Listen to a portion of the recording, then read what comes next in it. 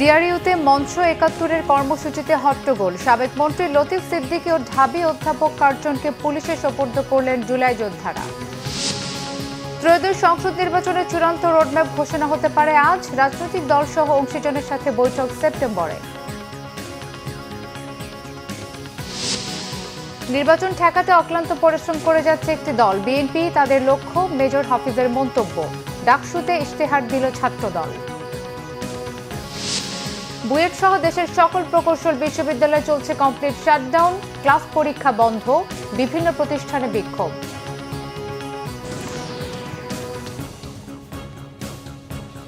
দেখছিলেন crown cement সংবাদ শিরোনাম, এবারে বিস্তারিত। সাবেক সংসদ সদস্য আব্দুল লতিফ সিদ্দিকী এবং ঢাকা বিশ্ববিদ্যালয়ের অধ্যাপক শেখ হাফিজুর রহমানকে ৪ জনকে অবরুদ্ধ করে পুলিশের হাতে তুলে দিয়েছে একটি দল।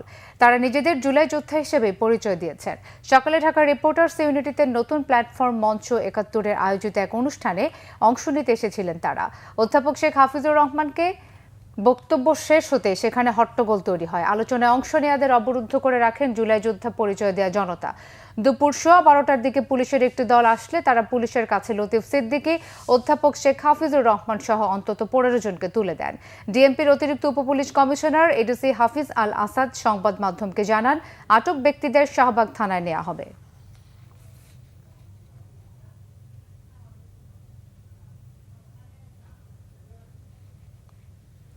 সংসদ নির্বাচনকে ঘিরে সেপ্টেম্বরের প্রথমার্ধে রাজনৈতিক দলসহ অংশীজনের সঙ্গে সংলাপের সময় নির্ধারণ করেছে ইসি।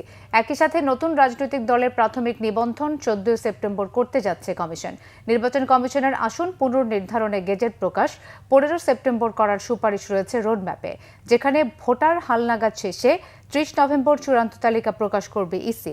এসব বিষয় চূড়ান্ত করে জাতীয় সংসদ নির্বাচনের রোডম্যাপ ঘোষণা আজই, যা দুপুর 2:30টায় ব্রিফিংয়ের মধ্য দিয়ে বিস্তারিত জানাবে ইসি, যেখানে জেলখানার কারাবন্দীদের কাছে ভোটের অন্তত 2 সপ্তাহ আগে ব্যালট পৌঁছানো রয়েছে এই কর্মপরিকল্পনায়।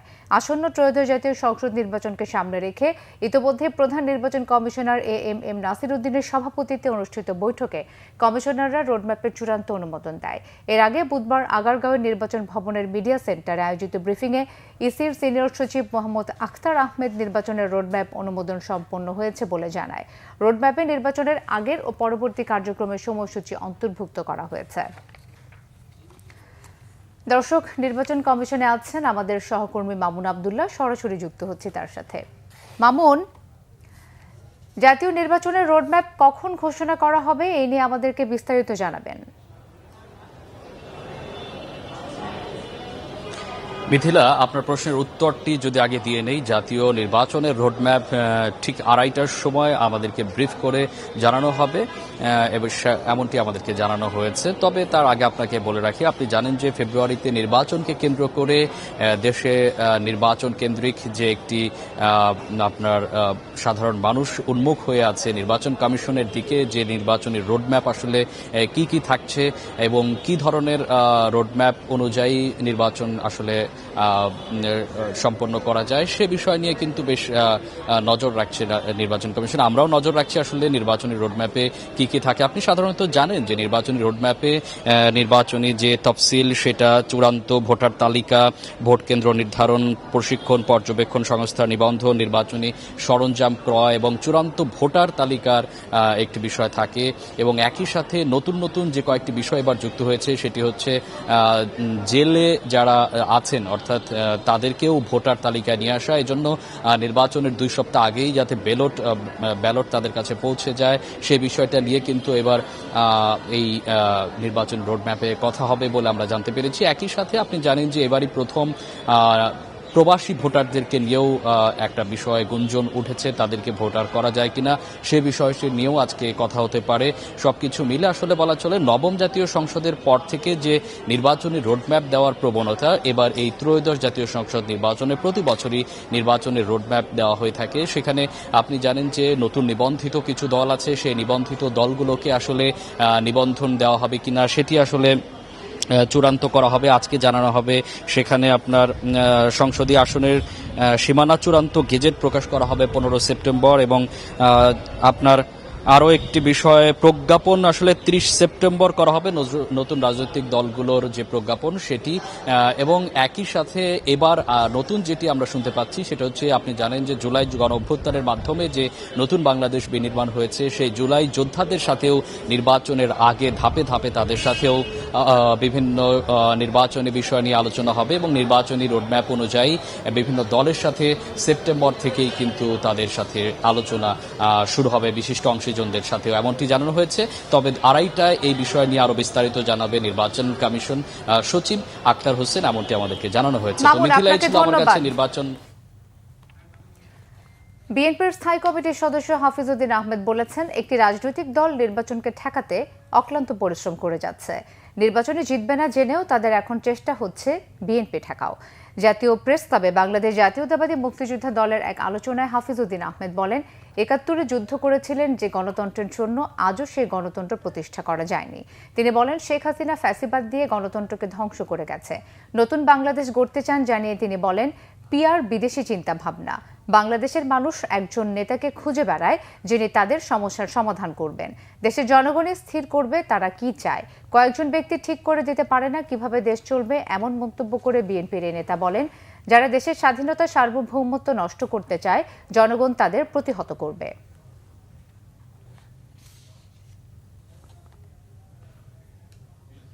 তারা শুধু যে 1971 সালে স্বাধীনতা যুদ্ধে বিরোধিতা করেছে তাই নয়, 1947 সালে পাকিস্তান প্রতিষ্ঠারও বিরোধিতা করেছে। এই দল এখন জনগণের মালিক মুক্তার হয়ে বসতে চায়। তারা ইতিমধ্যে উপলব্ধি করেছে যে নির্বাচনে তাদের কোনো সুযোগ নাই, জনগণ তাদেরকে ভোট দিবে না। তাদের এখন একমাত্র চেষ্টা হলো বিএনপি ঠেকাও, বিএনপি যেন রাষ্ট্র ক্ষমতায় না আসতে পারে। সুতরাং নির্বাচনী আর দরকার নেই, নির্বাচনকে বিলম্বিত করার জন্য তারা অক্লান্ত পরিশ্রম করে যাচ্ছে। কোনো অনির্বাচিত ব্যক্তি দ্বারা সংবিধান সংশোধন হতে পারে না। আমরা একটি সুষ্ঠু নির্বাচন চাই অন্তর্বর্তীকালীন সরকারের অধীনে। আশা করি সুষ্ঠু নির্বাচন পাব এবং সেখানে নির্বাচিত প্রতিনিধিরাই ঠিক করবে বাংলাদেশের সংবিধান কেমন হবে। শিক্ষা ও গবেষণাকে প্রাধান্য দিয়ে আধুনিক, আনন্দময়, বসবাসযোগ্য এবং নিরাপদ ক্যাম্পাস গড়ে তোলার প্রতিশ্রুতি দিয়ে ডাকসু নির্বাচনে 10 দফার ইশতেহার ঘোষণা করেছে জাতীয়তাবাদী ছাত্রদল সমর্থিত প্যানেল। ঢাকা বিশ্ববিদ্যালয়ের অপরাজেয় বাংলার পাদদেশে ছাত্রদল সমর্থিত আবিদ হামিম মায়েদ পরিষদের নির্বাচনী ইশতেহার ঘোষণা করেন ভিপি প্রার্থী আবিদুল ইসলাম। এতে বলা হয়েছে, নারী শিক্ষার্থীদের জন্য নিরাপদ ক্যাম্পাস, নারী স্বাস্থ্য সুরক্ষা ও সক্ষমতা বৃদ্ধিতে পদক্ষেপ নেওয়া হবে। শিক্ষার্থীদের জন্য মানসম্মত স্বাস্থ্যসেবা ও স্বাস্থ্য বীমা নিশ্চিত করা এবং বিশেষ চাহিদা সম্পন্ন ছাত্রছাত্রীদের শিক্ষা গ্রহণ ও চলাচল সহজতর করতে উদ্যোগ নেওয়ার কথাও বলা হয়েছে। কারিকুলাম, অবকাঠামো ও পরীক্ষা ব্যবস্থার আধুনিকায়ন, গবেষণার মান উন্নয়ন সহ হয়রানিমুক্ত প্রশাসনিক সেবা, শিক্ষা ঋণ এবং ক্যাম্পাস ভিত্তিক কর্মসংস্থানের ব্যবস্থার উপর জোর দেওয়া হয়েছে। দর্শক, ঢাকা বিশ্ববিদ্যালয় ক্যাম্পাসে আছেন বিশেষ প্রতিনিধি মুহিবুল্লাহ মুহিব। প্রচার প্রচারণা সহ ক্যাম্পাসের চিত্র জানতে সরাসরি চলে যাচ্ছি তার কাছে। মুহিব, ছাত্রদলের ইশতেহারের বিস্তারিত আমাদের জানাবেন, আর আজকে প্রচার প্রচারণা কেমন চলছে? মিথিলা, আসলে ইতিহাসের রেকর্ড সংখ্যক প্রার্থী এবার প্রতিদ্বন্দ্বিতা করছেন ডাকসু নির্বাচনে। আপনি ইতিমধ্যেই জেনেছেন যে এবারের নির্বাচনে ৪৫ জন ভিপি প্রার্থী হয়েছেন। একই সঙ্গে জিএস পদে প্রতিদ্বন্দ্বিতা করছেন ১৯ জন প্রার্থী। যদিও এই রেকর্ড সংখ্যক প্রার্থীর প্রচার প্রচারণা চললেও সেইভাবে কিন্তু বড় ধরনের কোনো গুরুতর অভিযোগ কারো পক্ষেই নেই। তার মানে বলাই চলে যে অত্যন্ত সৌহার্দ্যপূর্ণ পরিবেশেই কিন্তু প্রচার প্রচারণা চলছে ঢাকা বিশ্ববিদ্যালয় ক্যাম্পাসে।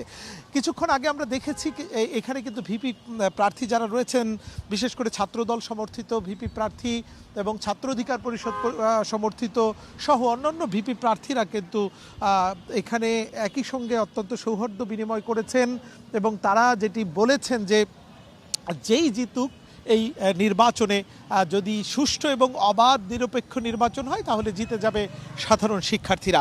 এবং আমরা দেখছি যে বিশ্ববিদ্যালয়ের এই নির্বাচনকে ঘিরে অন্যান্য সময়ে যে ধরনের উত্তেজনা উত্তাপ আমরা দেখেছি সেটি কিন্তু খুব একটা লক্ষ্য করছি না, অর্থাৎ অত্যন্ত শান্তিপূর্ণ পরিবেশেই কিন্তু চলছে নির্বাচনী আমেজ, নির্বাচনী প্রচারণা। আপনি ইতিমধ্যেই জেনেছেন যে 10 দফা ইশতেহার ঘোষণা করেছে ছাত্রদল। সেসব ইশতেহারের মধ্যে বিশেষ করে শিক্ষা ও গবেষণাকে প্রাধান্য দিয়ে আধুনিক ও আনন্দময় বাসযোগ্য নিরাপদ ক্যাম্পাস গড়ে তুলতে বেশ কয়েকটি তাদের প্রতিশ্রুতি তারা দিয়েছেন এবং নারী শিক্ষার্থীদের নিরাপত্তায় সব ধরনের এবং যৌন হয়রানি থেকে শুরু করে সব ধরনের নিরাপত্তায় তারা কাজ করবেন। একই সঙ্গে পুরো বিশ্ববিদ্যালয়টিকে সিসিটিভির আওতায় নিয়ে আসার জন্য তাদের প্রতিশ্রুতি রয়েছে এবং যাতে দলীয়করণ এবং সকল রাজনৈতিক দলের শিক্ষার্থীদের সহাবস্থান এটি নিশ্চিতেও কাজ করার প্রতিশ্রুতি দিয়েছে ছাত্রদল। এবং নিষিদ্ধ ঘোষিত যেসব সংগঠন রয়েছে ছাত্রলীগ সহ সেই সব সংগঠন যাতে কোনোভাবেই বিশ্ববিদ্যালয়ে মাথা চাড়া দিয়ে উঠতে না পারে এবং সেটির জন্য তারা সোচ্চার থাকবেন বলে জানিয়েছেন তারা। তো সব মিলিয়ে অত্যন্ত জাঁকজমক পরিবেশে জমে উঠেছে ডাকসু নির্বাচনের সার্বিক প্রচারণা। তো এই ছিল আমার কাছে মিথিলা, পরবর্তীতে আমি আবারও আপনাকে বিস্তারিত জানিয়ে দেব। মুহিব, আপনাকে ধন্যবাদ। এদিকে 3 দফা দাবিতে আজ সারা দেশে সব প্রকৌশল বিশ্ববিদ্যালয়ে কমপ্লিট শাটডাউন কর্মসূচির ঘোষণা করা হয়েছে। কোনো ক্লাস পরীক্ষায় অংশ নেবে না শিক্ষার্থীরা। বিকেলে সংবাদ সম্মেলনে পরবর্তী সিদ্ধান্ত জানানো হবে বলে জানিয়েছেন আন্দোলনরত শিক্ষার্থীরা। বুধবার রাতে শিক্ষার্থীরা এই ঘোষণা দেন। এর আগে গতকাল দুপুরে 3 দফা দাবিতে প্রকৌশলের আন্দোলনরত শিক্ষার্থীরা প্রধান উপদেষ্টার বাসভবন যমুনা অভিমুখে যাওয়ার সময় বাধা দেয় পুলিশ। এতে শিক্ষার্থীদের সঙ্গে ধস্তাধস্তি হয় আইন শৃঙ্খলা বাহিনীর। পরিস্থিতি নিয়ন্ত্রণে সাউন্ড গ্রেনেড, কাঁদানে গ্যাস নিক্ষেপ করে পুলিশ। ব্যবহার করা হয় জল কামানো। রণক্ষেত্রে পরিণত হয় পুরো শাহবাগ এলাকা। পুলিশের হামলার ঘটনায় দুঃখ প্রকাশ করেছেন ডিএমপি কমিশনার। অন্যদিকে আন্দোলনরত প্রকৌশল শিক্ষার্থীদের উপর হামলার ঘটনা অনাকাঙ্ক্ষিত।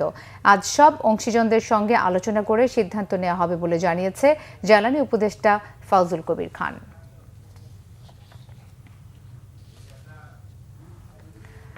দর্শক, শিক্ষার্থীদের 3 দফা দাবিতে বুয়েটে চলছে সর্বাত্মক শাটডাউন কর্মসূচি। ক্লাস পরীক্ষা বর্জন করেছেন শিক্ষার্থীরা। বুয়েটে আছেন আমাদের সহকর্মী ফজলি রাব্বি। আমরা এখন সরাসরি কথা বলবো তার সাথে। রাব্বি, বুয়েটের সবশেষ পরিস্থিতি আমাদের জানাবেন। মিথিলা, ধন্যবাদ। আপনি জানেন যে গতকালকে কিন্তু যে ডিপ্লোমা ইঞ্জিনিয়ার আছে তারা তাদের নামের আগে প্রকৌশলী লিখতে না দেওয়া সহ যে 3 দফা দাবিতে গেল কয়েকদিন ধরে আসলে আন্দোলন করছে বুয়েটের শিক্ষার্থীরা, সেটার জন্য কিন্তু আজকে অর্থাৎ সারা দেশেই কিন্তু আজকে গতকালকে বুধবার রাতের কর্মসূচি অনুযায়ী কিন্তু আজকে কিন্তু আসলে সারা দেশেই কমপ্লিট শাটডাউন চলছে। এমনিতেই কিন্তু আজ বৃহস্পতিবার, অর্থাৎ বৃহস্পতিবারে সাপ্তাহিক যে বন্ধ থাকে বুয়েটে সেই কার্যক্রম কিন্তু আছে, যার ফলে এই যে শিক্ষার্থীদের অনুপস্থিতি কিংবা প্রশাসনিক যে কার্যক্রম সেটা কিন্তু অন্যান্য দিনের মতো আজকে নর্মালি নাই। তো একটা বিষয় ছিল, পাশাপাশি আরেকটা বিষয় যে আপনি জানেন যে দেশের সব প্রকৌশলী বিশ্ববিদ্যালয় আসলে কমপ্লিট যে শাটডাউন ঘোষণা করেছে তার ফলে কিন্তু আসলে শিক্ষার্থীরা দেখা যাচ্ছে না, অর্থাৎ ক্যাম্পাসে কোনো ধরনের শিক্ষার্থী নাই এবং যে ধরনের প্রশাসনিক কার্যক্রম চলে সেগুলো কিন্তু আজকে বন্ধ আছে। তো এই একটা বিষয় ছিল। পাশাপাশি আপনি জানেন যে গতকালকে কিন্তু তারা কিন্তু দাবি জানায় যে পুলিশ যারা শিক্ষার্থীদের উপর হামলা চালিয়েছে এই হামলা চালানো যে পুলিশ তাদেরকে কিন্তু আসলে গ্রেপ্তার করার দাবি জানাচ্ছে। পাশাপাশি আপনি জানেন যে আমি কয়েকজন শিক্ষার্থীর সাথে এখানে এসে কথা বলেছি, তারা বলছে যে তাদের এই দাবি সম্পূর্ণ যৌক্তিক। সরকার কেন তাদের এই দাবি মেনে নেবে না তাও তারা জানতে চাচ্ছে, কারণ তাদের কথা যে ডিপ্লোমা ইঞ্জিনিয়াররা কেন আসলে তাদের নামের আগে ইঞ্জিনিয়ার বসাবে বা প্রকৌশলী পদবীরা ব্যবহার করবে এই প্রশ্ন কিন্তু তারা আসলে বারবার তুলছে। তো তাদের এই দাবি দেওয়া আসলে যতক্ষণ না পর্যন্ত মেনে নেওয়া হবে সরকারের তরফ থেকে ততক্ষণ পর্যন্ত কিন্তু আসলে কমপ্লিট শাটডাউন এই কর্মসূচি কিন্তু চালাবে। তো এই ছিল মোটামুটি আমার কাছে বুয়েট থেকে সর্বশেষ অবস্থা। মিথিলা। রাব্বি, আপনাকে ধন্যবাদ। অন্যান্য প্রকৌশল বিশ্ববিদ্যালয়ের মতো 3 দফা দাবিতে চট্টগ্রাম প্রকৌশল ও প্রযুক্তি বিশ্ববিদ্যালয়ে কমপ্লিট শাটডাউন কর্মসূচি পালন করছেন শিক্ষার্থীরা। হচ্ছে না কোনো ক্লাস ও পরীক্ষা। ক্যাম্পাসে বিরাজ করছে সুনসান নীরবতা। ক্যাম্পাসে শিক্ষার্থীদের উপস্থিতি ছিল না বললেই চলে। শিক্ষার্থীরা বলছেন শান্তিপূর্ণভাবেই কমপ্লিট শাটডাউন কর্মসূচি পালন করবেন তারা। তবে তাদের যৌক্তিক 3 দফা দাবি মেনে নেওয়া না হলে পরবর্তীতে তারা আরও কঠোর কর্মসূচি দিতে বাধ্য হবেন। এর আগে গতকাল বিকেলে ঢাকায় প্রকৌশল শিক্ষার্থীদের উপর হামলার প্রতিবাদে ও 3 দফা দাবিতে মহানগরীর 2 নম্বর গেট এলাকায় সড়ক অবরোধ করেন চুয়েট শিক্ষার্থীরা।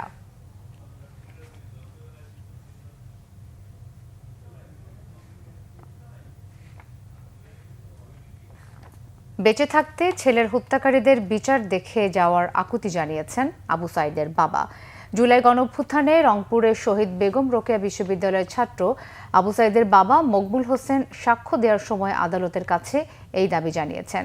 সকাল 11:30টায় বিচারপতি নজরুল ইসলাম চৌধুরীর নেতৃত্বে 3 সদস্যের আন্তর্জাতিক অপরাধ ট্রাইব্যুনাল 2-এ আবু সাইদ হত্যা মামলার সাক্ষ্য গ্রহণ শুরু হয়েছে আবু সাইদের বাবাকে দিয়ে।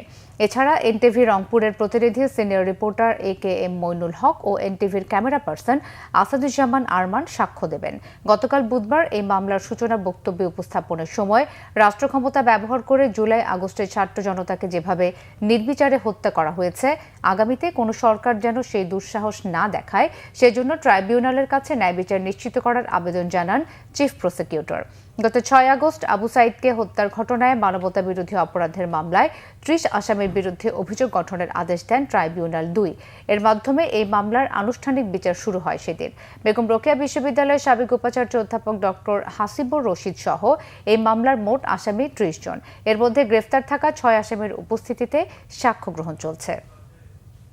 চট্টগ্রাম বন্দর কেন্দ্রিক আমদানি রপ্তানি বাণিজ্যে মাশুল বাড়ানো হচ্ছে। শুধু চট্টগ্রাম বন্দর ও বেসরকারি কন্টেইনার ডিপো মালিকদের 40% মাশুল বাড়ালেই বাড়তি আয় হবে 1800 কোটি টাকা। আমদানিতে বাড়তি ব্যয়ের বোঝা পড়বে ভোক্তাদের উপর। রপ্তানিতে প্রতিযোগিতার সক্ষমতাও কমাতে পারে এই বাড়তি মাশুল। এতে সব দিকে নেতিবাচক প্রভাব পড়বে বলে আশঙ্কা ব্যবসায়ী সহ সংশ্লিষ্টদের। চট্টগ্রাম থেকে নাসির উদ্দিনের তথ্য, ছবিতে রিপোর্ট। গেল বছর 2024 সালে চট্টগ্রাম বন্দর আয় করেছে 5055 কোটি টাকা। রিভার ডিউজ, পাইলটিং, কন্টেইনার ও পণ্য ওঠানামা ভাড়া সহ বিভিন্ন খাত থেকে এই বিপুল আয় এসেছে। এসব টাকা বন্দর ব্যবহারকারীরা দিলেও এর মধ্যে 70% এসেছে দেশের অভ্যন্তরীণ খাত থেকে, বাকি 30% টাকা বিদেশি খাত থেকে। অর্থাৎ আমদানি রপ্তানিকারকদের কাছ থেকে মিলেছে এই বিপুল অঙ্কের টাকা। বন্দরের মাশুল আদায়ের প্রধান দুটি খাত জাহাজ ও পণ্য পরিবহন সেবা। 2023-24 অর্থ বছরে এই দুই খাতে মাশুল আদায় হয়েছে 3912 কোটি টাকা। গেজেট প্রকাশের পর বন্দরের নতুন মাশুল কার্যকর হলে এক্ষেত্রে আয় বাড়বে 40%। বাড়তি মাশুলে বন্দরের আয় বাড়বে 1500 কোটি টাকা। এরই মধ্যে বেসরকারি কন্টেইনার ডিপো অ্যাসোসিয়েশন এক সার্কুলারে সেবাভেদে 30 থেকে 100% মাশুল বাড়ানোর ঘোষণা দিয়েছে, যা 1 সেপ্টেম্বর থেকে কার্যকরের কথা রয়েছে। রমজানের মধ্যে একটা ডিক্লারেশন ছিল, আপনার $28 20 কন্টেনারটাকে $96 নিয়ে গেছে। আলোচনা না করে এক পক্ষে যদি মনোপলি ব্যবসার জন্য কেউ করে থাকে, কালকে আমিও করতে পারি। তো এইভাবে যদি হয় তাহলে তো একটা রাষ্ট্রের কলাপসের দিকে চলে যাবে বলে মনে করি। শিপিং অ্যাসোসিয়েশন সহ ব্যবহারকারী সংগঠনগুলো সর্বোচ্চ 10 থেকে 20% মাশুল বাড়ানোর যৌক্তিকতা দিয়ে প্রস্তাবনা জমা দিলেও এর ওপর কোনো আলোচনা হয়নি। বন্দর তো আর কোনো ব্যবসায়িক প্রতিষ্ঠান না, বন্দর হচ্ছে সার্ভিস ওরিয়েন্টেড। বন্দরের রেট বাড়া মানে জাহাজের রেট বাড়বে, জাহাজের ভাড়া বাড়বে, তারপর কন্টেনার ভাড়া বাড়বে, কারণ কেউ তো তার পকেট থেকে দিবে না, ইম্পোর্টারও তার পকেট থেকে দিবে না, তাহলে আলটিমেট কে দিবে? জনগণ দিবে। সংশ্লিষ্টদের সঙ্গে চূড়ান্ত আলোচনা ছাড়াই বন্দর ও আইসিডির মাশুল বাড়ানোর পদক্ষেপ যুক্তিযুক্ত হতে পারে না বলছেন চেম্বার নেতারা। সমন্বিতভাবে সরকারিভাবে উদ্যোগ নেওয়া উচিত যে আমেরিকার বাজার টালমাটাল অবস্থার পরিপ্রেক্ষিতে যাতে দেশীয় চার্জগুলি অন্তত 1 বছরের জন্য বৃদ্ধি না করে, আমরা সেটাই প্রস্তাব করছি। এদিকে নৌপরিবহন উপদেষ্টা বলছেন সবার সাথে আলোচনা করেই ট্যারিফ বাড়ানো হয়েছে। এককভাবে মন্ত্রণালয় বাড়েনি, আন্তঃমন্ত্রণালয়ে কথা হয়েছে এবং স্টেক হোল্ডারদের সাথে কথা হয়েছে। বিশ্বের বিভিন্ন মেইন পোর্টের ট্যারিফ দেখার পরে দেখা গেছে এখনও এটা ট্যারিফ অনেক কম, এমনকি মংলা থেকেও কম। নতুন মাশুল কার্যকর হলে বন্দরে পণ্যের স্টাফিং $2.73 থেকে বেড়ে হবে $6.41 এবং জাহাজের পাইলটেজ চার্জ $357.50 থেকে বাড়বে $800। প্রায় একই বাড়ছে অন্য সেবার মাশুলও, যা গ্রহণযোগ্য নয় বলে মনে করেন বন্দর ব্যবহারকারীরা। Bangla vision news desk. ভারতের নদী থেকে নিচু সীমান্ত অঞ্চলে ছাড়া পানিতে পাকিস্তানের পাঞ্জাব প্রদেশে পানির তীব্র চাপ থেকে বাঁচতে তীররক্ষা বাঁধ বিস্ফোরণ ঘটিয়ে উড়িয়ে দিয়েছে দেশটি। 24 ঘন্টায় নিহত 15 জন। পাঞ্জাব প্রদেশ জুড়ে বন্যার উচ্চ সতর্কতা জারি করা হয়েছে। পাঞ্জাবের দুর্যোগ ব্যবস্থাপনা সংস্থার মুখপাত্র মাজহার হোসেন বলেছেন, বাঁধের অবকাঠামো বাঁচাতে এবং পানির চাপ কমাতে তীররক্ষা বাঁধ ধ্বংস করে দেওয়া হয়েছে। প্রবল বর্ষণের কারণে পাকিস্তানের পূর্বাঞ্চলের আন্তঃসীমান্ত 3 নদী চেনাব, রাভি ও সুতলেজ নদীতে পানি বৃদ্ধি পেয়েছে। এর মধ্যে সীমান্ত এলাকাগুলো থেকে অন্তত 2 লাখেরও বেশি মানুষ ও গবাদি পশু সরিয়ে নিয়ে সেনা মোতায়েন করা হয়েছে। বেশি ক্ষতিগ্রস্ত হয়েছে নদীর তীরবর্তী 17 জেলা। বন্যায় ডুবে যাওয়া শিখদের মন্দিরে আটকা পড়ে আছে শতাধিক মানুষ। তাদের উদ্ধারের জন্য নৌকা পাঠানো হয়েছে। পাকিস্তান কর্তৃপক্ষ জানিয়েছে, প্রতিবেশী ভারত বাঁধ খুলে দেওয়ায় পাকিস্তানে পানির চাপ বৃদ্ধি পেয়েছে। তবে পানি ছাড়ার আগে নয়াদিল্লি আগাম নোটিশ দিয়েছিল বলেও জানিয়েছে পাক কর্তৃপক্ষ। দেশটিতে জুনের শেষ থেকে এ পর্যন্ত বন্যায় অন্তত 800 জনের প্রাণহানি হয়েছে। সংবাদ শেষ করব ক্রাউন সিমেন্ট শিরোনামগুলো আর একবার জানিয়ে।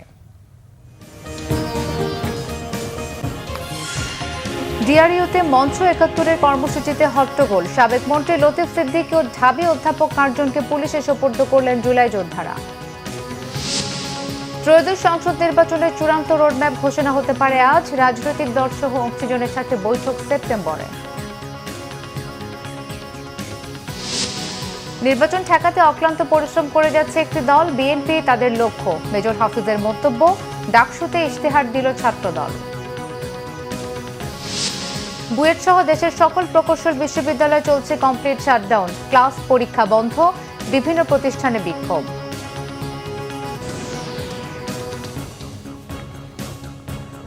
এই ছিল এখনকার মতো। পরের সংবাদ বিকেল 4টা, এর আগে 3টায় রয়েছে নিউজ টপ 10 দেখার আমন্ত্রণ রইল। এছাড়া বাংলা ভিশন সংবাদ ও সংবাদ সংশ্লিষ্ট অনুষ্ঠান দেখতে ভিজিট করুন www.bvnews24.com ও facebook.com/banglavision news এবং সাবস্ক্রাইব করুন youtube.com/banglavision news। ধন্যবাদ।